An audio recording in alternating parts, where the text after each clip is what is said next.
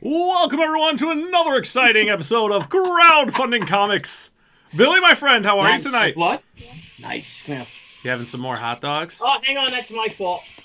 Nice job, Billy. Uh-oh. Hang on, that's Mute me. it. That's me. Look at him. Unbelievable. Hang on. What's up, everyone? Let's get that chat lively tonight. We got our lovely moderator, Mandy Summers, in the room. Wait a We got minute. Lee Ditsworth here. Billy's a hot mess of technology right now. And Crystal McGee is joining us. Fantastic. Mopsy, welcome. Peter, welcome. Man, tonight we're going to have a great show, buddy. We are episode 51. Hang on a second. Mute that, man. Billy's a hot mess of technology right now. I gotta be off of everything. Is it you? Welcome. I don't know. Are you muted? I can't mute. You should- I gotta find it. All right, I'm gonna just find it. Oh, man. I'll quit out of Safari. You're quitting out of Safari. Is that better? That's better, man. What the devil happened? Epic fail? Epic. Well, show me your Epic fail. bloody face. My son Matthew cut his leg and like every real man with war paint on. Show me your war face. Nice. Show me your war face. Ah! What the heck happened? I'm going to go to the YouTube, to our page, and I just lost our great guest, Mr. Ryan Cardinal. We got to ask him, is it Ryan Cardinal or Cardinal? I'm Oh, gonna guess it's Cardinal because there's an image of a bird. Oh, yes. Yes, indeed. That would make sense. That would make perfect sense. Let's put that out there for everybody in the crowd. Do you think it's Cardinal like a bird or Cardinal? Like a I'd say it's fancy guy who likes wine. Well, and he's a pipes. major badass, being former life as a tattoo artist Yes. for over 20 years, tattooing murderers and Hell's Angels and everything. And I think Drunken that's just pretty- sailors and Drunken teenagers sail- lost in a forest. We got to ask him what the craziest tattoo is ever. But, well, without further ado, can we, anyway, crowdfunding centurions and crusaders the world over. Tonight's guest, and I'm going, stepped away from brawling tattoo parlors where he might have murdered someone or given them a disease, maybe tetanus or something like that. But you know what? A tramp He has stamp. helped some. Yes, he has helped some teenagers lost in a forest, and karate chopped his way to a maniacal scoundrel, ladies and gentlemen. Without further ado or a don't, let's introduce the one, the only Ryan Cardinal. Ryan, welcome to the show, man. Hey, how's it going, everybody? Hey man, Going, so brother. how are you, buddy? I'm doing good, doing great. Yeah, just running around, doing a bunch of stuff right now, working on the comic book, just trying to plug away as much as I can before my personal deadline there of November. So okay, so Fantastic. right now, unless now you want to take over the semantics of the stream of his Indiegogo campaign, which is now in demand. Yes, so you are in demand right now, and you're in demand till the September 30th. Yeah, I'm pulling the plug on the in-demand store on the 30th, just so I can have a little bit of extra time of focusing just on the book and not having to worry about promote the Indiegogo so much. Oh, nice. So, Yeah. Ryan, I would love to get into a bit of really, who you are. I mean, I think you're pretty prolific in the indie scene. I think you have a great style. Thank you. Definitely a Yes. unique imagination with this story and how you've created it, how you've promoted it. I really want to get to know you, man. I want to know how you got into comics, man. I would like to hear your origin story.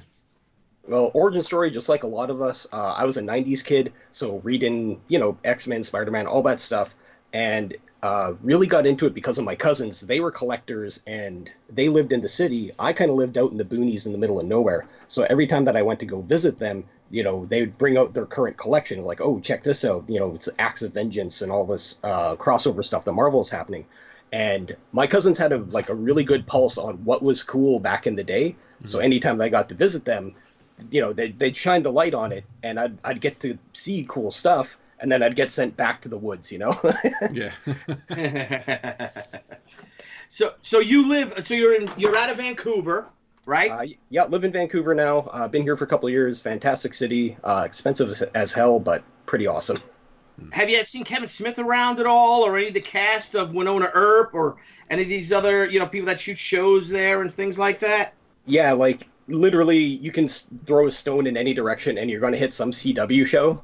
Right. Yeah, that's crazy? Like I was actually looking at that. A lot of those CW shows, a lot of them are filmed in Canada. Yeah, like it's I think around like September they're ramping up, and then they kind of shut down for the Christmas season, and then right in January it goes right back into production. Like you'll be walking by and like, oh, there's the Flash. Oh, okay, I got to go to work. Like, Oh, if you like in a coffee shop or something, or you see them actually shooting it? oh, you'll see them shooting it all over the place. Like they'll have like the entire streets shut down and stuff like that. But life goes on. You just poke your head around the corner, and there's everything happening. So. Yeah.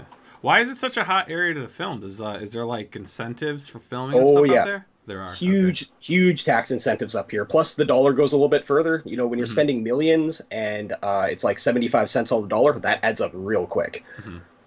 And you guys are paying all the taxes. Pretty much, but so they get their breaks. Yeah, they get their breaks, but it creates a huge job well. So it's worth it. That's worth it. It's definitely worth it. So, all right, let's get back into comics now. Well, yeah. What's Well, that? hopefully, if I may, real quick, next year we'll see it. We'll hear about the Caius CW show. There you go. If anything, it would be animated, not live action. Hey, there's nothing wrong with that. We need some more animated shows on primetime, I'm telling you. Absolutely. Like the good Johnny old days. Quest. Yep, like Johnny Quest used to be. The Yep. Flintstones.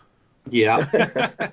No, but let's get back into it. So, I mean, you're a great artist. You've got a great style. Oh, thank you. I mean, what was your journey into the art world? I mean, did you go to school for it? We know you've done tattoos. How did your style evolve? So it's pretty much self-taught. At the age of 17, I was kind of like figuring out what I'm going to do, and ended up breaking my knee in Kung Fu and totally destroyed it skateboarding. So went in for surgery, and then while I'm recovering from that, my old boss came up to me and was like, hey, do you want a job tattooing? And I was like, do I have to do anything? And he's like, no, you just got to sit and draw. I was like, yeah, I want that. Yeah. And it was like the perfect proving grounds to hone my skill, get my art better, and really have like one-on-one clientele basis, because when you're tattooing, that's all it is. It's like every single person is a one-on-one unique interaction. So it was really advantageous to like have that as like a melting pot of what I'm going to be when I eventually switched over to comic books. Because that was always the plan. Like I knew I wasn't going to tattoo forever because as you both know, and everybody in the chat knows, comic books is this weird thing, and it will pull you and drag you along, and you're like you know what's up. Yeah, like definitely. you'll turn over every stone just to make a comic book, and that's kind of like where I got to with it. I was like 20 years of tattooing, that's enough. And I departed, and I still wanted to do something. Like I still want to do comic books, but I was like, I need a transition, so I went into animation. And I started doing storyboards, and did some storyboards for the Netflix show The Hollow for season 1 and season 2. Oh, very cool. Okay. Cool. Yeah, super awesome project. Everyone that was on it was awesome. Like such a great experience working with everybody. Learned a ton of stuff, but also learned that it's not my thing. Mm-hmm. It's not my project. It's not the thing I want to do. And realistically, what do I want to do when I'm old? Hunched over a drawing table, and it's working on my own stuff. Yeah. Did Frank Forte work with you on that for storyboarding? Who? Is he on the Hollow? Frank Forte? Frank Forte. He's a big storyboard. He's been doing a lot of stuff with Netflix. I thought he was on the Hollow. I mean, he might have been on a different season. Let's see, because in season 1, I was doing storyboard revision, so they had the first team come in, and then we came in afterwards to kind of like adjust everything that needed after the director put it all together. And then season 2, I was on the storyboard team, and then the storyboard division team took afterwards. After that. Gotcha. That's cool, yeah. Man. Ryan, when it comes to story, just for the people out there, and I'm curious because I don't really know how it works either. How does it work? Like the storyboarding, you said the director. Does the director do like sort of thumbnails, and then it'll give it to someone like you, and then you make them more cohesive, I guess? Or more understandable for the crew? Or is it like, do you look at the scripts and then I know you weren't the first unit, say, but with the first unit, do they look at the script and then they just start to design it and literally direct the film or setting up all the shots? So I'll break it down from both perspectives of being a storyboard revisionist and first round storyboard artist. Okay. So we'll go in with the director and we'll have the scripts and we'll have a script meeting. And usually it's a team of two people. So one person will take the first half of the episode, the other person will take the latter half of the episode, and depending on what needs to go where, we'll chop up the script, usually right down the middle. Sometimes it'll edge one way or the other, just depending on how much action's needed. And you go over it, you discuss it, you talk about it, and then you go away for 2 weeks. You go into this like dark room and all you do is draw nonstop for 2 weeks, and all you're just doing the rough draft. And then you go have another meeting, you pitch it, you see where everything is either connecting or missing, and from there you go back and do your polished, and then that's it. You're off to the next one. So that's first round. After that, they take it, they do the editing, they do some of the sound design. And while you're doing all this stuff too, as a storyboard artist, you can kind of have a little bit of sway as to the design of certain things, like how an area or an environment will look, because then that will get handed off to the design team. So storyboard artist is kind of like the best of all the worlds. You get to be somewhat a director, somewhat a designer, main storyteller. So it's super fun. And for round two, if you're a storyboard revisionist, you get all the notes and all the edits being like, we need to add a scene here, we need this cleaned up, this character needs to be going this direction, not that direction. So that's kind of where storyboard revision artist comes in. A lot of heavy lifting on both sides. Oh yeah. Wow. Now what? I'm sorry. What type of tools do you guys use? Like what? You use pencils, markers? You know. It's all digital now. Oh wow. Oh, really? It is all digital now. Okay. Yeah. The company that I work for, Slap Happy Cartoons, a really, really awesome crew, very small animation studio, kind of like one of the last remaining old school studios out there. They haven't gone completely mega corporate, like super family oriented, like the HR person Allison. Once a week she would bake cookies or a cake or pies, and bring it in, and everybody was like, "Oh my god, I'm gonna get so fat working here." And how long for a television show? You said they lock you in a room. How long are you in that room for? Is it a week? Is it 10 days usually? How long does it take? Let's see. So first round, it's 2 weeks on your own. And by locked in a room, I just use that metaphorically. But like the way they had it set up is like just big long tables. I was sitting right next to my partner, which was awesome. So we can kind of just bounce off each other and see where we're at and what we're doing. And she was amazing, blew me out of the water. And yeah, it's just 2 weeks of that. And then once you get your notes on everything, then it's another 2 weeks of doing clean and polish. Usually it's supposed to be 6 weeks, but we had a really, really tight turnaround for the latest project. Wow, that's so cool. Like it's funny, you don't hear too much about the storyboard artists and what processes they go through, but I mean, it's working just as hard as the animators. Oh yeah. I mean, you're putting together what they basically have to animate, correct? Like, here's what you have to follow. Here's your outline. So what's been happening in the animation industry over the past couple of years is, as we all know, with production companies, they want to condense and consolidate everything they can so they can save on budget. So the storyboard artist is now kind of like first director and keyframe animator. So you're not only doing storyboards, you're also, like I said, doing design and essentially keyframe shots. So they kind of, they go directly from your work because it usually gets sent overseas and they want no misinterpretation whatsoever. So Right. from the animator side, it's a little bit of a bummer because they don't get to put themselves into the animation as much as they would back in the day because they now have to go so directly from the boards. Mm-hmm. Now, what's? I'm sorry. Billy. Go ahead. What hours you guys work? What's your hours like? Kind of 9 to 5 with a nudge and a hint of, hey, you might have to do overtime, which is usually what ended up happening because you're scrambling to meet that deadline, Yeah. So in the beginning, it's really nice, but I don't care what anybody says, you always work overtime. Yeah. Yeah, of course. I mean, whenever you're creating like that, I don't think nothing's like a black and white, oh, just do this and that, because it never works that way. With things changing, right? Change the design of this character, change this scene. This isn't really working together. Oh, guess what? You know what? We're going to need to take 4 more hours today to get this right. Or, hey, we're working till we're done, Yeah, it's washing the sink. Yeah. Here's it depends. They work great. No, Yeah. don't move. Yeah. You know what, man? If they could, they would. Like. Yeah. Oh, I believe it. I believe it. I went to a school for a little while. I didn't care for it, but they taught like during industry hours, and like what you would do is like you would have a class at 2 a.m. You know, they Oh, would yeah. make it. They're like, well, this is what your industry is going to be like, so we're going to teach you so you get used to the hours that you're probably going to have to end up working. And I mean, you couldn't even like, obviously, for me, it would, out of state paying for stuff and things like that, or even like the Yeah. online portion of it, it was crazy hours. But Yeah. it's definitely cool though. It's Yeah. What? a lot. You have to love it, right? That I was just gonna say that anybody who's interested in getting to the field of animation, make sure you love animation and every facet of it, because it will require every bit of you being on point. Yeah. And TJ asks, is Billy job hunting? You looking to get into storyboarding, Billy? Yeah, sure. What are the hours like? What's the pay? What's the benefits Billy's like? Huh? Billy's 2 years behind his work as it is. I will say this: the pay is good. Yeah. There's a reason why a lot of people leave comic books to go into storyboarding. Oh, sure, yeah. Yeah. Yeah. Do you actually get paid overtime? No, but that might be changing here in BC because there was a big court case that just went through that kind of put all the animation companies on ear.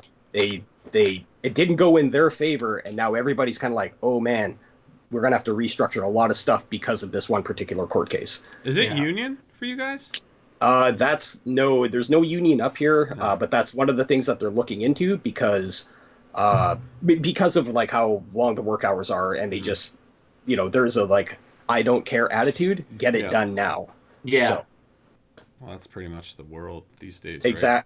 exactly. It's just work. So doing storyboard and stuff like that, I mean, I have to imagine that helps you because when, looking at your sample pages and you have it out there, you've got a 16-page preview.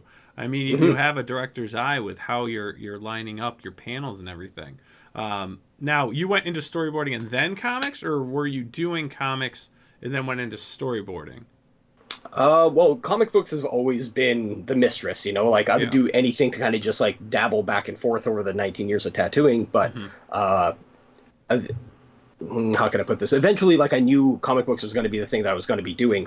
And animation was just kind of like this weird way where I wanted to learn a little bit more about storytelling before I got into it because, frankly, I respect comic books that much. Let me go make money over here and learn before I go do the thing that I want to do. That's smart. It's smart. And you could tell he has a real animation background and a tattoo background of just how clean your artwork is, but also how detailed it is. I mean, it's amazing. Oh, thank you. Your blacks are beautiful. I mean, I know you got this anime style, but it's also, I see a little Jeff Smith influence in it too. Yeah, And try to keep it like nice and clean. Like Yeah. So besides Caius, what else comic book wise, have you worked on? Let's see. Well, ages ago, a buddy of mine, I ended up inking a book for him. He was with this company called AK Comics. I think they're out of Egypt, and this is like 2004. So I did some inking for him. These guys were like really ahead of the curve. They were doing like Middle Eastern comics, promoting comic books. They had a female heroine as one of their main titles. So obviously that's a tricky sell out there, but somehow the guy pulled it off and was able to do it.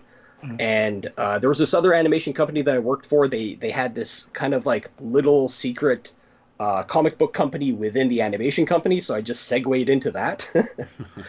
And I did some projects with them. We did some like government work for them. And one of the projects that we got through, this is a funny story. I've had comic books banned in El Salvador. Really? Yeah. Do tell. Yes, do tell, please.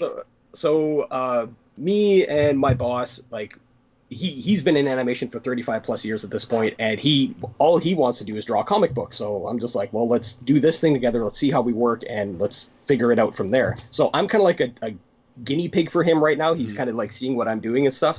And I keep relaying back to him. But we did this project. It was called Oskiro, and it was about this guy who got injured by like this big gang fight and got taken in and became like this cyborg vigilante. But the thing is, in El Salvador, apparently the police are just as bad as the gangs out there, and people who know what's going on. And this is what we're getting from the writer anyway. So we're drawing what he's writing, and like between the gangs and the cops and all powers that be, it's all pretty bad, and they're trying to figure out how to get kids out of this troubled environment. So that's where the superhero comes in, and he's beating the crap out of everybody. So we do 4 issues of this, and it's kind of like, okay, well, my contract's done here. I'm going to move on and do my own thing. A couple months later, I'm like, hey, I wonder whatever happened to that comic book. I go online and I just type in Oscuro, El Salvador, and these videos pop up of like, like banned comic book confiscated by the police. I'm like, what the hell is this? Oh my God. Man. Yeah, so I go online and I'm looking at all this stuff and news clippings, and I'm like, oh man, like every single one of them got confiscated by the police because we depicted the police in a bad light, aka kind of what they might actually be doing. So That's awesome. You should have that It's like like- framed and like screenshots of that. Like that's an achievement. yeah, we didn't even get copies of it. Like, eBay. yeah. That's awesome. Yeah, apparently there was like 1,500 comics in circulation, and they all got scooped up by the police, and I think they all got burned. So Wow. Now you're not Crazy. planning to go to El Salvador for vacation anytime. hell no. Let's go around. Hey, you guys, have you guys read my book? Yeah. Well, thankfully, like I was doing inking the colors on that, so Nice. Now you're all digital, or do you do traditional? yeah. Mainly all digital, but there is some traditional stuff that I'm going to be doing for the project. I have these like woodblock prints that I'm going to be doing as part of my perk tiers, and that's one of the kind of like unique things that I had set up for the Indiegogo campaign. Okay, for digital tools now. So any creators out there that are going to be watching this that may be doing traditional, want to go digital, or just are starting straight in digital, what's your recommendations on software and hardware? So software, Clip Studio Paint. Hands down, right now they're actually having a 50% off their program. So if you go to the Clip Studio website, I think it's like $25 for the entry one, $100 for their quote-unquote high-end model version, which there's not that much difference between them, but if you're looking to get in, I guarantee that is the best way to get into it. If you don't have that kind of money, there's another product called Krita. It's free, it's downloadable, and it's actually pretty dang powerful. So those are the 2 that I suggest. And hardware and stuff like that. Honestly, if you just buy a new laptop for like $500, it'll do whatever you need it to do with Clip Studio Paint. Mm-hmm. So you draw right on the screen with those, or are you using like the tablet, the desk tablet to draw on? I got a Wacom Cintiq. It's one of the things I saved up for after doing the animation stuff. I was just like, I can't go back. It's, when you get spoiled with something and then it's just like, oh, go back to the thing you used to do. It's like, well, I don't want to. Oh, yeah. And how was the transition from, traditional drawing to doing it digital? And did your inking style, were you able to bring, say, your inking style into the digital domain? So is it? Yeah. Oh, I was gonna say, this is where Clip Studio Paint comes in big time. I've actually been using digital even when I was tattooing for since like 2001, 2002.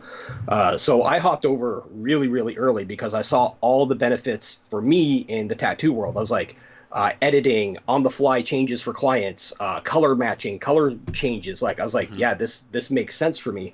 And I was always trying to get my other tattoo artist friends like, you need to hop on this because it's a tool that is unparalleled for what we do. And you know how some artists are. We like the chisel, we like the stone, we're used to it. We'll just hammer away at what we got. Yeah. And they're all coming over to digital now because of how easy it is with the iPad and stuff like that. So yeah, it just took them a while.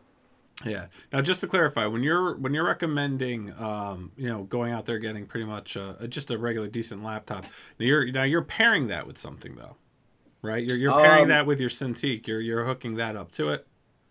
You can do that. Another thing that I suggest is check out Craigslist for a Surface Pro 3. Like if you want like dirt cheap bargain basement, just get a Surface Pro 3.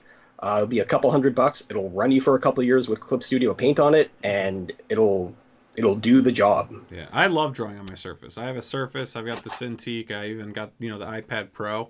And I'll be honest, if they weren't so expensive, right? Because the Cintiqs, when you go, I have the 24-inch. I mean, I didn't buy it brand new because it's crazy. They're crazy money. Crazy money. But what I would love is really the Surface Studio.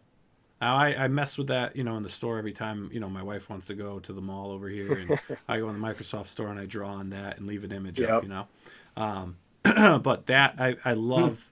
I love it. I think it's the best thing in the world. So if you want to know when my birthday is, Billy, I'll let you know. All right. You got it, my friend. You know, but let's let's touch base a little bit on Caius now. Let's dab on this. What I want to do first though is I want to play the video. For anyone out there that's not familiar with it, you have to watch this video because I'll tell you what, once it's done, you're hyped up, you're pumped, you're ready. Let's learn more. As Mandy says, it makes her want to go fast or feel fast. So I'm gonna play the Indiegogo video for you all, and this is for Caius, A Story of Blood and Stone.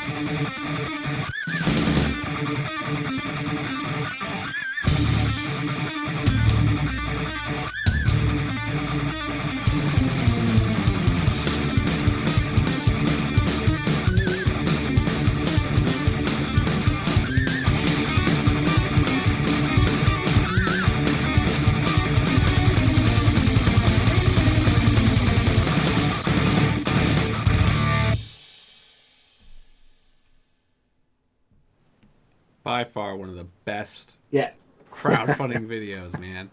So I think that's that animation skill right there, right? Did you do your own video? Yeah, I did everything. I did the animation, I did the directing, the breakdowns, the whole kit and caboodle. So. And you could tell. I mean, wow, that is one of the most dynamic videos I've ever seen. Oh, thanks, Billy. And I mean, wow. So, okay, so so you did. This is your first campaign, which is really cool because, and no offense, you're not a household name. You're not Brian Polito putting out a book, but your very first. Who's that? Your very first logo. Polito. So I'm getting my mouse here. Your very first campaign, right? For A Story of Blood and Stone for Caius, you raised over $6,000 and you had 128 backers for your very first campaign, and it was successful. And now you're in demand mode. How'd you feel about that? How did you feel? Were you nervous? Were you, what made you say, okay, I want to go crowdfunding with this book? So the whole thing is I've been kind of watching what's going on with comic books right now. I can see the writing on the wall, and the writing on the wall is now is the time for creators to actually do what they want to do. And for me, I was like, well, yeah, we got this story that I've been working on forever. Let's pull the trigger on this thing. So I kind of saw what everybody else was doing with the YouTube and, building up the rapport. And unfortunately, because of the work schedule I had, I was like, this isn't going to work for me right now. But what I can do is put all my eggs in the basket of making a really kick-ass trailer. So that's kind of where I anchored everything on, being like, the trailer's going to be kick-ass, ergo, the comic book will also be kick-ass. Mm-hmm. And super stoked. I hit my funding within, I think, the first 3 days. Awesome. And yeah, I was just like, oh, this is awesome. There is the thing here that people want to see. So I'm going to just slowly take what I got with everybody that's contributed, and thank you to everybody that's contributed. And I'm just going to treat it like a little spark inside of some kindling and just blow on that until it becomes a flame. Yeah, you know what's cool about it, and going through it, it's such a good, like you've got this starting off as a comic book, but it can be, you could take this into different, media outlets, free. I mean, even like games to animation, like you said. I mean, television. I mean, you've got a good property here, and so I have to say, if you haven't read the 16-page preview, do it because it's definitely worth it. Like I said, man, the style, everything's fantastic. And I'll be honest with you, I'm not a huge anime guy, but I like what you did because you've made it your own, and it's not, I appreciate what you're doing. I like what you're doing. It looks really good. Oh, thanks, Al. Yeah. And how can you go wrong when you have a realm that sits at the foundation of time? Right. Exactly. Yeah, I had to come up with a way to kind of like get around like a time frame, and I was just like, oh, just put it where time starts, and that way I can get away with whatever I want. So there you go. Yeah. Now, can you tell us a little bit about the story? Yeah. So the story in book one, the first comic book, it involves a thief who's running away, and she's stolen something that may topple the powers that be. And she's being hunted down by these bounty hunters that have not only psychic abilities, but tracking abilities. And she's trying her best to get to this area known as the Dragonmouth Pass, which are these crystalline shards that you see. And if she can get through there, it's known like a thieves' haven. If you can get through there, the land will decide whether you're worthy enough for it to bestow its power on you, so you can literally vanish. Mm-hmm. So that's what she's trying to get there for. And if she can get there and make it and ride it through, she might be able to actually lose her pursuers. So that's where book one starts. So we just got a super chat from Eternity and Forever. Thank you for that super chat with a question. Must it be action-based to get attention? I would say it depends on the platform. I notice if we're talking crowdfunding books, right? And I said this on another show. I've done research. I do the market research, see where things are at. And action comics, a lot of action-based comics do very well on Indiegogo. More eclectic type books, more whimsical books, seem to do better on Kickstarter. And if you actually look at it, you'll see. And there are some other guys that actually have done like the whole demographic of everything and what's good here and what's good there. So if that's the question you have, hopefully I answered that. And I don't know what your guys' opinion is on that. I'm a sucker for action, like nonstop, right out of the gate. Like if the scene starts with like a chase scene or a gunfight, I'm in. Like you got me. So that's where the camp I'm always in. So. Yeah. Well, it actually gives you good escapism, I think. Because you're just not going to do that in real life. Well, that's what comics are all about. I mean, hence action comics. You know what I mean? Yep. And detective comics. Well, detective too. That's action. But detective came after action. Did it? It's the action of the mind. Yes. Is detective older than action? Frank Amazing. Is detective older than action? I don't think so. I don't know. They're obviously very similar in. They probably launched on the same time. Action Comics #1 came out in what, 38 or 39? I'm drawing a blank. 38. No, Detective Comics came out in Detective Comics number 27 with Batman is 1939. Action Comics #1 was 38. This is 1938, but wasn't it the end of 38? I think it was it June of 38? No, Batman was June. Detective Comics #27 was June. Frank Amazing, can you check and see when 3 hours later. Yeah, Frank Amazing's on I have to look at something too. June 1938, Action Comics. Yeah. Okay. And 1937 is Detective Comics. Yeah. So Detective Comics is older than Action Comics. Ah, okay. Because remember, Batman wasn't in Detective Comics #1. Right, he was into number 27. When did Detective Comics #27 come out, Frank? May 1939. May 39. Okay. Oh, interesting. Less than a year later. So who's better, Superman or Batman, Ryan? Yeah, Ryan. See, Superman's Ryan, who's better? Superman's my number 2. You're number 2. Yeah. Well, I also, because you're going to get another unlike. Now, I got to show you, you've got an unlike. Now, please don't take that personally. Oh, not at all. there's someone that doesn't like me, or most likely me, out there that I guess subscribe to our show and gets notifications whenever we're going on, no matter who is going on with us, and automatically like the first thumbs up or down we get is a thumbs down. So they log in or they go into our show, give us a thumbs down, usually before the show even starts, and then they bolt. So don't take that personally. Oh, not at all, man. 20 years of tattooing, I got a little bit of a thicker skin than a thumb down electronically. Right. Yeah. All right, so let's get ourselves back on track, Mr. Tucci. Yeah, okay. So let's get to the history of Kaiso. When did this start? I have a little image here. I dug this up in the archives. Boom. Yep, that's the original picture that I drew in a coffee shop. At one point, I was trying to switch careers from tattooing to going into video game art and game design. So I needed to kind of like break my mind up away from drawing like, sweet skulls, roses, and pinup stuff to something more designy, game-based.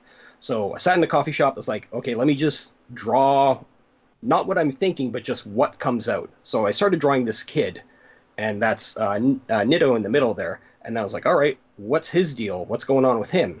And next thing I knew is Trigger the chicken. He came up next. And I was like, okay, that's weird. Why is his butt on fire? And why does he have a Robin Hood hat? And he's chain smoking cigars. Okay, that's what he's doing. And then drew the Cat Master behind him. That's Cat Master Lee. And I was like, okay, that's obviously the guy who trains Nitto. But I need something else. Something that's kind of offset. And so one of the things that I've always liked is Kung Fu, and there's always like snake Kung Fu and crane style. So I was just kind of like, well, the chicken's the closest thing I got to a crane, and let me just throw in like a big giant rattlesnake. And as soon as I did the last lines on it, the story literally poured into my mind, like it just like a flash download Matrix style. And I was like, oh man, there's a thing there. And I just let it play out, and I was like, oh, this is huge. This is sprawling. You found it. Isn't that beautiful, though? Isn't that beautiful when that waterfall just starts letting go and everything just flows? Yeah, it's really strange when it happens because, like, as you well know, it'll hit you in the most unlikely places. Yeah. Yep. Absolutely. So now where were we at? When this image was drawn, how long ago was that? Oh, geez, this was 2005. Wow, okay. Wow, so this story has been in process for quite a while. Yeah, so one of the fun things that I got to do while I was tattooing is, because you're tattooing for people for hours on end, I would just tell them this story over and over again and kind of use my clients as like a sounding board, because they're not going anywhere for hours. What are they going to do? I'm going to talk their ear off. Yeah. So for, literally years and years and years, because the story was there, it was just a matter of fine-tuning it. And it got to the point of, after me telling it for so long, I was like, there's not much I can do other than just start actually making the comic book now. Yeah. And then that's where the whole crowdfunding thing came in, watching everybody like EVS do his thing, Doug TenNapel do his thing, and then out of the woodworks, all the other smaller creators come up. And I was just like, okay, if these people, like you said about me, I'm a nobody, I'm not a household name. If all these people are making it, I'm pretty sure I got something cool on my hands here. So let me put it out there and see what, the market says. And the market says, yeah. Yeah, that's the beautiful thing about it, right? I mean, if you got an idea, it's just the tools are there. Do it. Let's see where it goes, right? A small goal, right? And if you make that, great. Now, how long did it take you to actually write the story, though? Like, so you're talking about it. You're keeping the idea fresh in your head, right? You're telling all of your customers and clients about what's going on. You're probably getting feedback that helps you maybe change things or tweak things around. When did you actually sit down and type this out?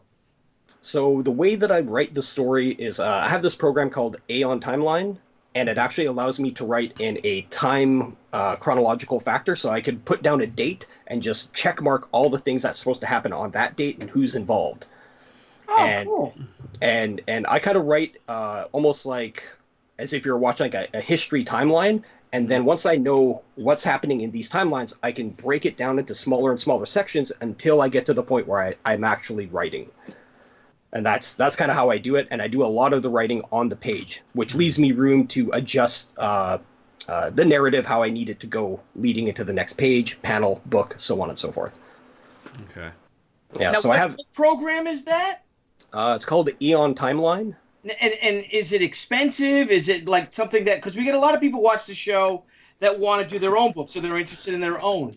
Yeah, I think it was only like $40 or something like that. But for me, it's invaluable because that's the way that my brain likes to work best, is just a series of timelines, and I can make notes in there. And then once it's time to actually start writing, I have this other program called Scrivener, and they link together. So anything that I write in one, I can transpose into the other one and just kind of move it where I need it. Okay. And then And what are the... Oh, go ahead. So no, go ahead. I've actually Oh. got a question here that I was going to get Okay. to. Finish your thought first. I was going to say one of the cool things with Aeon Timeline, too, is if you have certain characters interacting with each other and they're postmarked on this timeline, and then you have another kind of side sub-character interacting where he's not supposed to, it'll actually give you a warning being like, hey, that character's over here right now. It's messing with your actual timeline. Is it supposed to happen this way? Oh, wow. Yeah. That's really cool. Jeez, it's brilliant. Oh, It my is. God.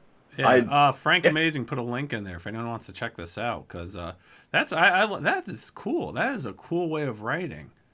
It really is. Yeah, I never would have thought of ever doing anything like that. Well, just think, So I'm gonna remember, steal a big that part of idea. writing is editing yourself too, Yeah. and that saves you a lot of time because, you like you said, you could be writing something. You could spend all day writing a scene, or even, all week or something on something.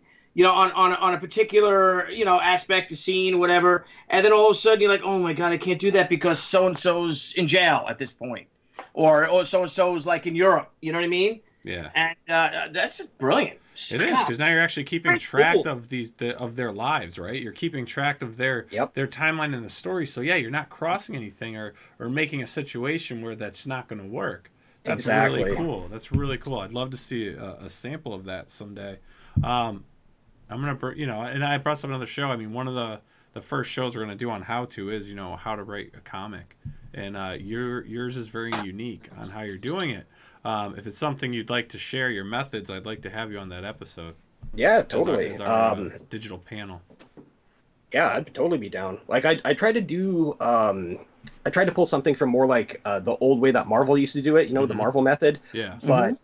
But for myself, because I'm doing everything, I'm doing the writing, the drawing, the lettering, all this stuff. So I needed to have it so it's open enough, but still with enough structure where I can be like, oh, okay, I can fix that, do this, and so on and so forth. The Marvel method for me works great. Full scripted stuff, I feel locked in. Yeah. Yeah, I prefer it too. When I work on full scripted, again, it's a way to structure yourself, and like you have with the program and all, and it's smart, and you got to get these books done. We can't. You're not working like Marvel did, say, with a whole giant team of guys working on something, or gals, and you're working a year ahead of a book. Yep. You're doing a book now that you want to get that done so you can get to the next one, or do or launch it do a color version of it. Now, I mean, it really lends itself beautifully to black and white. Have you considered maybe doing your next campaign, to colorize it? So I do have an entire plan set up for everything here. There's a reason why I'm doing it. So the first prints will always be very limited edition black and white copies, because I want to build a small fan base. Like I said, I got that ember and I want to build it up. And the best way to do that is having very small print runs that automatically make them collectible to those who want to collect them. Now, once that gets going, and then I'm like issue 3, issue 4, issue 5 in, I will collect them into a manga-sized digest version, and those will be black and white screen tone collected like that. And then once I get far enough down the line, then I'm going to do a full colored version, because by that time, the fan base theoretically should be built up enough that when the color version comes out, because I want to hire, a kick-ass colorist to do this. Yeah. I can do the coloring, but it's just more time on my end, and I'm already spending a lot of time. As you know, Billy, time is money. So Yes, absolutely. Now, have you considered, after this campaign ends, have you considered doing as a Kickstarter, maybe a 2-week Kickstarter or something? Because as Niall had said, action seems to be the way that being more successful for Indiegogo campaigns. But you've got a lot of, this fantasy realm. You've got that manga, the anime style that's real big these days, especially on Kickstarter and Huge. stuff. Have you Huge considered? on Kickstarter. It really is, and I think it lends itself to Kickstarter just as much as Indiegogo. It's one of them rare books, and I'm wondering if have you considered maybe doing a short campaign or something with Kickstarter? I am thinking about it just because I do want to broaden horizons, and being isolated to just one market is, we have both. Why not do both? Exactly. Right. So for right now, my goal is I want to get the artwork done before I switch over to that and run another full campaign. So that's where I'm focused right now. Yeah. Another thing with Caius that I'm doing after this, I have 2 other projects lined up after this that are not comic book oriented. One is going to be a coloring book. And that's going to be like more fantasy based. That kind of pulls more back to like my tattoo roots of doing like just really cool kick-ass pictures. But then the other one with Caius is I'm actually doing the children's book version of it. So very good. Excellent. So this way, imagine if you were a kid and your parents read with you an awesome series, and then as you got older, you find out the story actually continues and goes further and is a little bit more adult. Yeah. That's what Caius is, and I'm going to be working on a smaller, probably 100-page version of the children's book, and that'll be volume 1. So if you want a sneak peek of what's down the road somewhat, that'll be in the children's book. Brilliant idea. Smart. Yeah, definitely. Really smart. Definitely. So now we got a question, and I was going to ask this, but I'll give this credit to the Mob Seat, who always joins us. Where did What's you up, get the Mob name Caius? Where does that come from? So the name Caius is like, unfortunately, we got to go into a little bit of like Canadian history here, because I'm Métis, and Métis is the merging of the French and the natives. And I'm from a Métis settlement where the Cree dialect, the Cree were not just blue aliens in Marvel, they're an actual, Aboriginal people in Canada. And the word Caius comes from that language. It actually means a long time ago.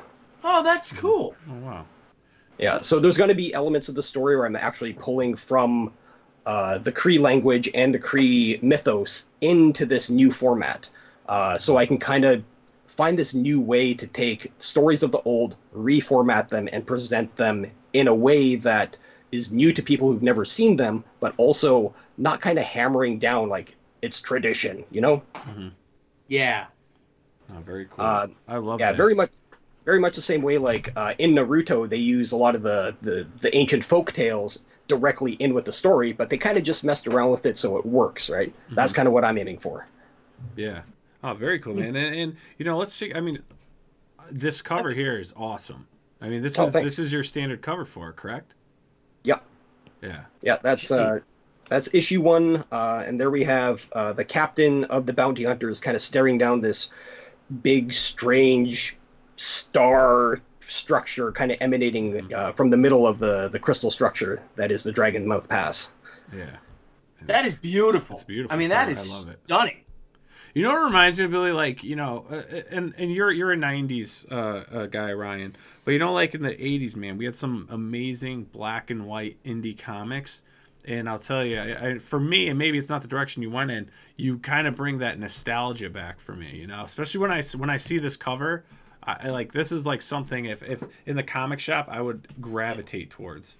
Yeah. It looks like a movie poster. It looks like a movie poster, exactly. Yeah, that's why I said it seems like something like Jeff Smith, who used to design movie posters. It's like something that Jeff would do. Yeah, exactly. And thanks, Billy. That's awesome, man. Like, that's the best compliment. It's just good. I mean, the design, everything, the design of the entire package. It's, dude, when this book gets out, you got to submit it to the Eisner Awards. I'm serious. I'll send it wherever they'll take it. And give it. Well, it doesn't hurt to send it in, right? And also give them but make sure that they know the background too of what Caius means and all, and because that's really interesting. I've never heard of it. With the Cree and all, and just it's a winner, buddy. You really got yourself a winner there. I'll tell you that. Yeah. Oh, thanks, man. And now one of the perks here you got. So you've got bookmarks, with this campaign, correct? Mm-hmm. Now, explain this image that's on the bookmark here. So this image here, now, if you read the 16-page preview, the very last page kind of touches on what's going on here. So we have Maya, who is the thief, and at one point she ends up shooting this arrow with kind of like this vial thing that's on the bottom here out into the distance, and then that's where the 16-page preview ends. So yeah, this is kind of like a very Art Nouveau, Art Deco style, which I've always been a fan of, again, pulling from my tattoo origins and stuff like that. And this is also a little bit of a segue into the style of stuff that I'm going to be doing for the coloring book. Okay. Yeah, I mean, it's awesome. You're such a talented guy, man. You really are, thanks, man. And you've got a trading card. Yeah. So super stoked on this. We hit the stretch goal for the trading card. So this will be involved with everybody's package. So there'll be a little write-up on the back of who Nitto is and a bit of history on him. You'll kind of get a bit of a preview of Nitto in the card because, spoilers, he doesn't show up until issue 2. And where'd you get the name Action Capsule Comics? Back in the day, me and my buddies just kind of started messing around with a t-shirt company. Like my one friend, he just was a really big Dragon Ball fan. So he just went to a local embroidery shop and was like, could you put the word capsule on my hoodie? and out of nowhere, it was like, everyone was like, capsule, what is that? What's going on? Is that a brand? And it started building from there. And then we kind of just let it deteriorate. So it's kind of a callback to that thing, manga and anime, especially with like Capsule Corp and Dragon Ball, and also the capsules that are heavily implied with Akira. The tagline for the comic book company I have, Action Capsule Comics, is good for comics, bad for the mainstream. There you go. Very cool. So right now, currently, man, you're here, man. You're almost there. You're over your goal. You've got 128 backers. How did you come about, for anyone out there, let's get a little bit into the crowdfunding process, right? How did you come about creating your levels, your backer levels? So I kind of looked at what everyone else was kind of doing with their stuff, especially with the Comicsgate people, because they had a really good ground base, especially with Indiegogo. For some reason, Kickstarter seems to be like you need to sell your comic book for $3 in order to kind of get noticed. And with Indiegogo's, like everyone seemed fine with the $20 price point. And I was like, that actually works because that'll put money towards actually producing the thing as well as some of the perks if I hit them. So that's kind of where I came up with that, and just really tried to hammer out a baseline, simple, easy to approach reward tiers. Nothing fancy, nothing complicated. One of the other reasons too is I'm up here in Canada, and shipping international is a pain in the ass. Very true. Yes. So I had to figure out the approximate weight of everything, which is why I only have a certain amount of things. Like I can't be promising all these extravagant stuff or perks because the shipping would go through the roof. So I have to keep everything very bare bones with what I got, and that's why I kind of ended on all the perks the way that they are. See, now that's smart. So that's a tip now that hasn't been brought up. Hey, put your packages together. Weigh your packages. Have everything preset so you know what your shipping costs are going to be, because that's when we ask, well, what's the biggest mistake that you've ever made? And it always is based on shipping. Yep. Yeah. We did it. We're guilty. Yeah, it's a tough thing. It'll sneak up and bite you in the butt, man. Yeah, you are. You son of a gun. Don't do what this guy did. Oh man. No, I'm just joking. Not that. Well, bad. it was tough because we have to deal with Canada Post, and Canada Post is great and awful at the exact same time. Like they do have really good shipping rates, but if you are like half a gram over of that shipping rate, it jumps up double of the shipping. Like it's just the way that it is, and there's nothing you can do about it. So I had to keep everything basically 500 grams or just over a pound and under. Wow. That's crazy. Dude. Now, let me ask you a question though. You can see like who your backers and stuff are and where they're from. I mean, are a lot of your backers from the States, Canada? Is it a healthy mix? States, yeah, healthy mix. States, Canada, Europe, Australia, New Zealand. Wow. So with that, international shipping, I kind of priced everything in so it would work out. Now, this is one thing that a lot of people don't do with their shipping as well. You have to adjust for just in case the shipping rate goes up between you saying when you're starting and to the actual fulfillment. So I added an extra buffer in that because shipping rates in Canada always go up every 6 to 8 months.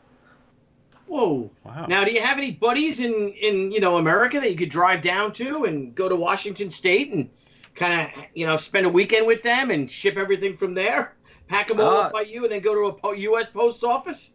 Unfortunately, I don't, so I will have to be shipping everything from up here. But this is also part of the whole process. I want to find out how intense everything is from like ground zero, and I want to kind of show other creators out there like I'm just one guy doing this, and if I can do it all on my own, so can you. Right. Great message. Yeah, no, definitely. Yeah. I think people get afraid of the process, but if you take your time, do your research, right? Do your research and then learn from others. And it's business, right? I mean, that's the bottom line. It's business, so it is what it is. Yeah, and if anybody wants to get a hold of me, like I know that there's Canadian creators out there too that are wondering about this stuff. So if anybody wants to get a hold of me, feel free to get a hold of me on Twitter. I'm wide open, so just contact me. All right. So how does everyone stay in touch with you? How do they, let us know how you can be reached? What social media platforms you're on. Give a shout out for ways people can connect with you. So Instagram, Twitter, Facebook, literally everything that you can think of, it's the Ryan Cardinal. THE Ryan Cardinal. Fantastic. That's awesome. Are you planning to go to any conventions or any kind of appearances? You're going to be appearing anywhere? Not anytime soon. I'm kind of like forecasting until 2020, and then I might be doing a couple local things. There's a big convention here, and by big, I put that in quotations. It's just really popular, called VanCaf. And that's the Vancouver Comic Art Festival, and they have ties with TCAF, which is the Toronto Comic Art Festival. So I'm going to put my pitch in once I actually have my books in hand and then go there, because their requirement is you must have a comic book. And you will. And I will. You will. Now, when are their backers going to... buddy. And so when is the anticipated shipping time frame for your backers? Looking probably at the end of November. That's when I should be beginning the fulfillment. I got all the backgrounds on the 64 pages done. I'm just going through with all the characters and adding in all what I need to add, writing on the fly. So it's, every day is just one thing after another. Are you solely doing all this on your own, or are you like doing the lettering, everything? I'm doing the lettering, everything myself. So. Oh, fantastic. One-stop shop right here, Billy. Yeah, no phone calls to your old partner doing the storyboards and say, hey, Mary, can you come and help me out here? No, none of that. It's just me trying to carve out as much time as I can between this and the regular job. So. Yeah. Now, so what's next for you after this campaign? So that will be the coloring book. That's the I haven't set a title on it yet, but so far it's the sci-fi fantasy coloring book project that I have, and I'm aiming to do 100 pictures, and from there I'm going to let whoever wants to participate in it. I'm going to set up a voting system, and whoever votes, the top 30 will become part of the coloring book project. Oh, cool. And how are you going to go about doing your the poll for that? Is that going to be something on social media? Social medias, and then I'll just kind of like figure out the overall average of what everybody wanted out of the 100 pictures, and then that way I'll have 70 other pictures sitting in the wings for other projects. So. Oh, very cool, man. Very cool. One thing I would love to do, if you don't mind, Ryan, there's something special that's going to be launching tomorrow. And, I think it's time for a little shameless plug time for the crowdfunding crew. And for those that don't know, if you can't make it to New York Comic Con, celebrating 25 years of She, the New York Comic Con exclusive She, Way of the Warrior #1, the Amazing Spider-Man 300 Homage Edition pre-sale starts tomorrow. Billy, when is that launching? What time of day, my friend? Surprise!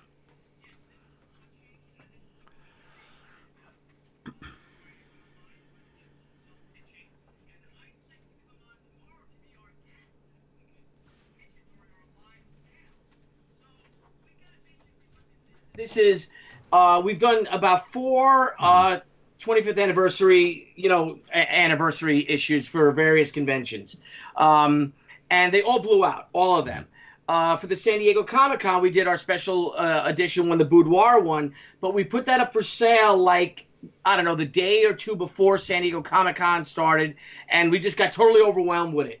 And kind of messed us up because we couldn't really keep track of which books we can take, which ones we can't bring to the show. We didn't want anybody to get, to get docked and not be able to get their books. And so we're like, you know what, why don't we do this the right way now that, we're starting to move, like really work like a well-oiled machine. And you'll notice this, Ryan, the more books you put out, it just gets easier. It really does. So we're going to do the book, and it's The Amazing Spider-Man.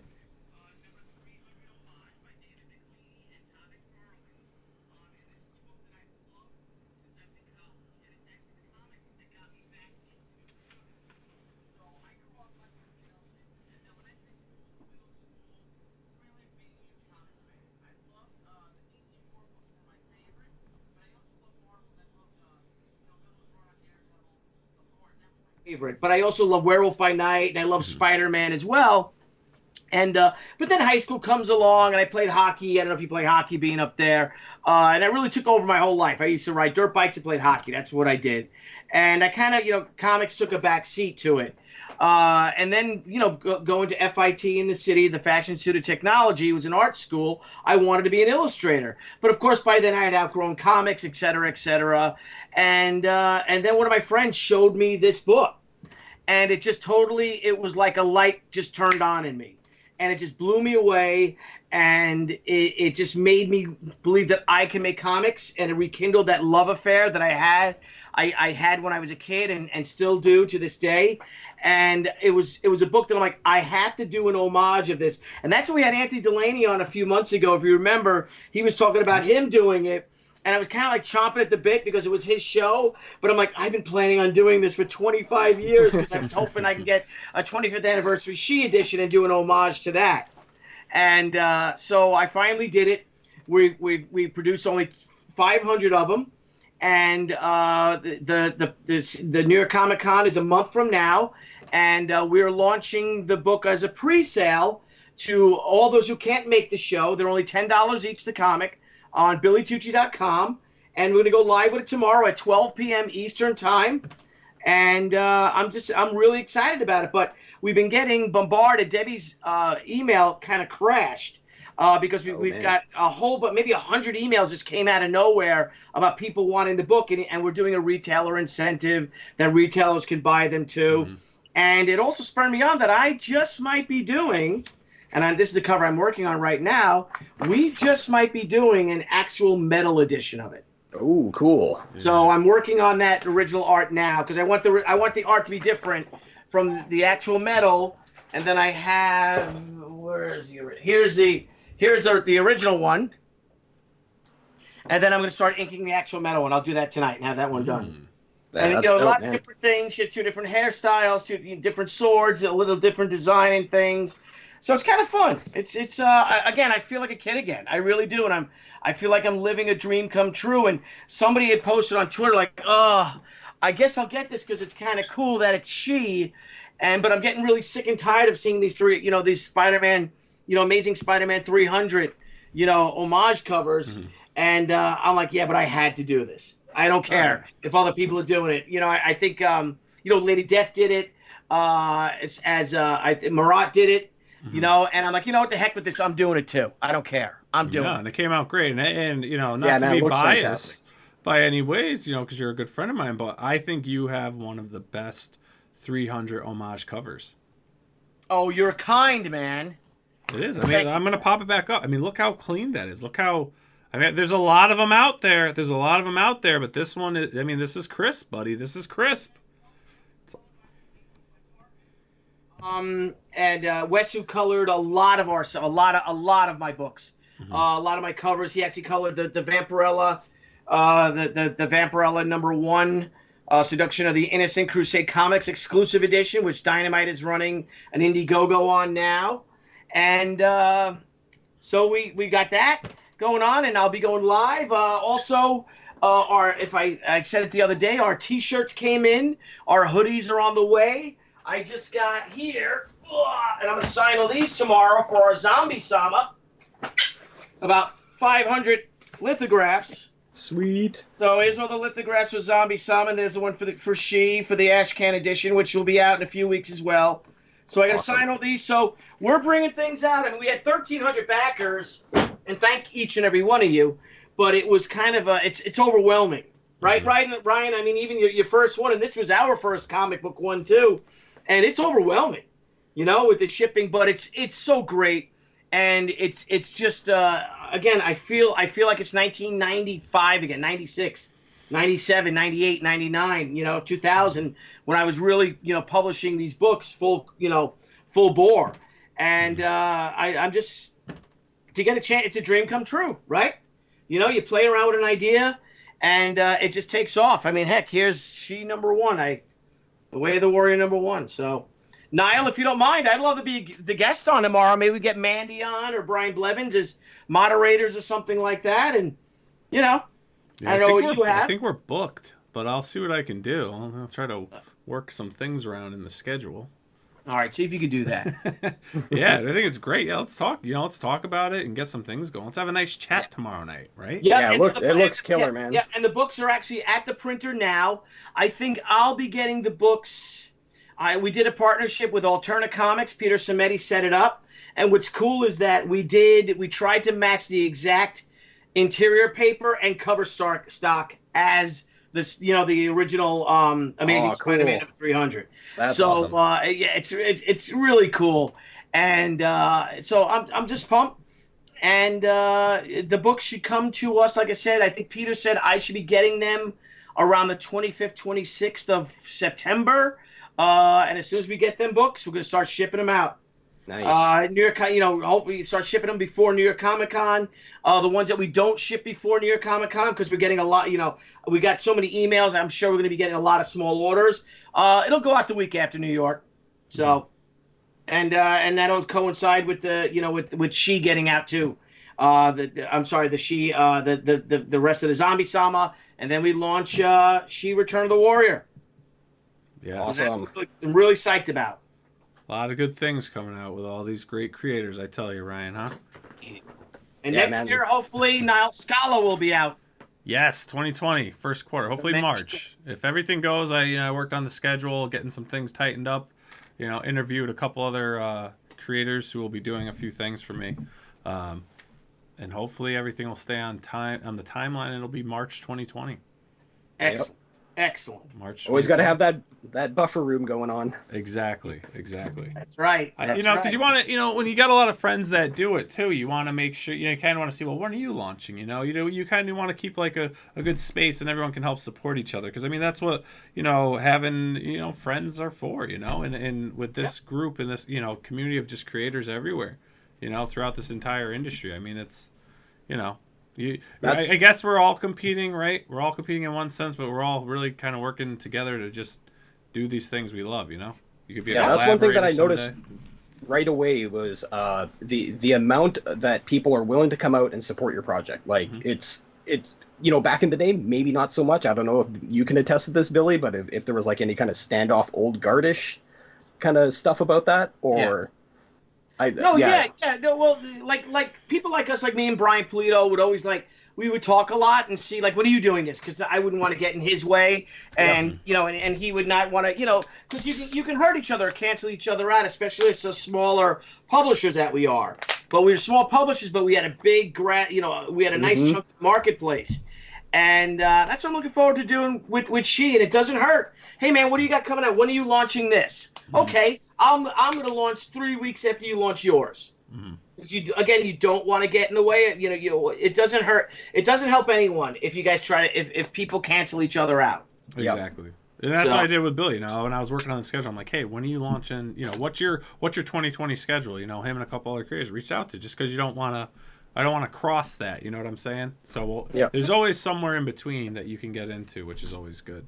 But and then that other person though, another thing, Ryan, and it's not meant necessarily say because of business and we can't do this, I don't want to do that, but if your project isn't going, then that your friend will have more time to help, or your colleagues will have more time to help promote your books. Exactly. So, And Yeah, that's one thing I've noticed about the whole crowdfunding community is everybody is really gung-ho about helping each other out. Yeah. Like even if it's just a simple retweet, man, that adds up real quick because somebody else's reach is into a spectrum that you haven't touched yet. So yeah, it all adds up, and it's really, really awesome. I'm super stoked that everybody, all these creators are doing their thing now, and the least that everyone can do is just simple retweet, like, and promote it. That's awesome. And the stuff that you guys are doing, this is totally awesome too. Like, I don't know how far the reach of this is, but it's definitely further than what I could have got by myself tonight. I'll tell you that much. So, well, we're gonna, like I said, we go in prime time when everyone else's YouTube channels are going, shows are going. But the audience grows, the show grows, and we appreciate you coming on our show because we do this because we just love it. We really do. And that's how we kind of really became friends. Right now, is just talking about this whole crowdfunding comics thing. That's it. Yep. And we've had some great guests, your present company included, and it's a fun ride. Now we have 51 shows we've had. 51 shows, 51 great guests, a couple returning guests. Yep. I mean, no, it's been positive. We're on a steady growth, which is nice. We're on a steady growth. We try to go on like 3 times a week. And get different creators on. We get big names on, and we get guys that are starting out. We want it to be a healthy mix, and we have so much lined up, and we keep telling everyone like each episode what's coming, and we're now approaching some of these new episodes and specials are getting done. Yeah, we have Comic-Con and even Comic-Con promoters coming on now. Yes. So I'm going to start. Yeah, that's awesome. Yeah, we'll start reaching out to to icons of the industry, that people that may necessarily not be doing crowdfunded comics, but they're like someone like Alan Bellman, these golden age giants, Joe Sinnott. These are the people we want. We want people to meet these guys and see them and interact with them, and people like yourself, like someone from the animation field, or a tattoo artist. This is pretty cool. I mean, you bring something so new and creative, and something that people can go back and learn from, and it's just fun. It's positive energy right now. That's it, man. And it's just cool. It's just we all get to talk about your process. Like I've learned certain things now, man, that I'm going to take with me, especially on writing, like your writing style, right? And even your method of how you assembled your backer packages, and how you went about that. Like that's great stuff. There's things I didn't even think of, Yeah. Yep. And that's why shows like this are awesome, because you have so many people coming on a frequent basis that you're going to catch these little snippets that you're like, oh yeah, those are things I could put in my bag of tricks now. So yeah, very cool, man. And thank you so much for coming on. Really appreciate it. I know we kind of went back and forth. We've had to do some rescheduling, both schedules tight and things like that. So I really appreciate you being flexible with us. So glad we were able to get you on. And once you're on, you're part of that crowdfunding comics family. And, you're always welcome on again. So if you got any ideas, any projects coming up, you want to be a guest host, introduce anyone on, let us know. You're always welcome. And, man, we had a great time with you tonight. Goes by that hour goes by too quick, man. Goes by way too quick, And I'd keep going, but, I myself have a project that I have to have done by tonight. So, I'd love to just, before we call this a good night to everyone, and until next time, I want to get into our crowdfunding call out. This is brought to us by Frank Amazing found this Hell Inc., a web comic about office politics and hell comes to print. So if you guys get a chance, check this out. This is a Kickstarter. This too is actually a creator from Canada as well. Jeff Martin, and I'll play the video for everyone.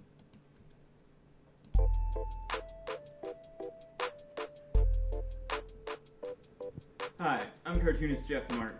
I've been toiling away here at the office working on my webcomic Helling.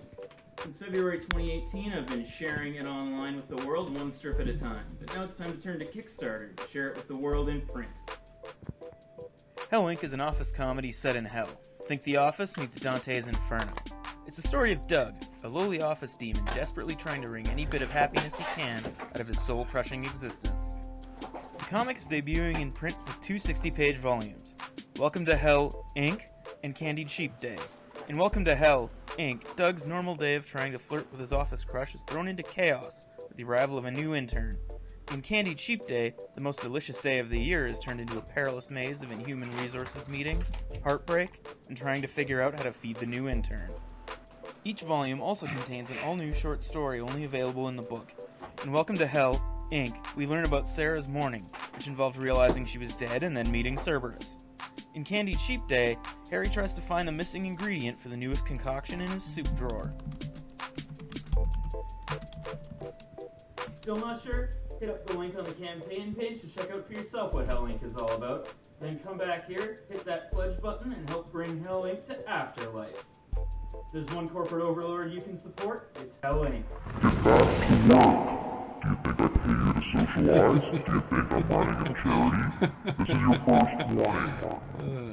Silly. That's silliness. I love it. I like his tie too. Right? Brilliant. That's funny. All right, guys. Yeah, if you get a chance, check out Hell Inc. on Kickstarter. All right, gentlemen. It's been a wonderful night. A blast. And get out there. Support Caius. He's got it till the end of this month. Help spread the word. Throw it on Twitter. Back it. If you can't back it, share it. That's the best thing you can do. Keep sharing, sharing. And if anybody wants a free preview PDF, you just go to my website, www.caiuscomic.com, sign up to be part of the mailing list. You'll be able to get the free PDF, and feel free to share that with absolutely anybody that you want. That's 16 pages of the book, and yeah, feel free. Beautiful stuff, man. And I will join on that backer train myself tonight. Again, everyone, have a great night. Billy, my man. Thank You know you, what time it Ryan, is. and thank you, everyone. I was actually just typing that. So while you're typing, again, everyone, tomorrow, 12 p.m., the pre-sale starts for the She 300, Amazing Spider-Man 300 homage. that's it. And Ryan, you've been a great guest. Again, anytime you want to come on, let us know. You're on, buddy. Oh, thanks, man. You guys are awesome hosts, and thank you for having me on. All right, guys, have yourselves a great night. We will see you tomorrow night for a little chat. I think we'll reach out to a couple fans, see if they want to come on the show, and we're going to talk with Mr. Billy Tucci tomorrow night. Why not? You're on the hot spot, bro. See that lamp? It's like an interrogation. Let's see. I know. So Well, which way do I point? I'll be off. I won't be drawing tomorrow, so I'll be over the writing table. You got it. All right, And guys. so I'm finishing this cover, and then I got script to write for the next couple of days, and I got to do a rough for maybe a Valiant cover, maybe. Ooh. Oh no, maybe Archie cover. Oh, maybe Archie, or I don't know. I can't be sure. Well, pull it out of the hat. There you go, Ryan. It was great meeting you. You're very talented, very very smart, very talented young man, and it is a privilege to have you on with us. Yes. Oh, thank you very much. Thank you, All guys. the best of luck, buddy. Yeah, best of luck. If you need anything or whatnot, give us a shout. All right, everyone. Yeah, I'll be.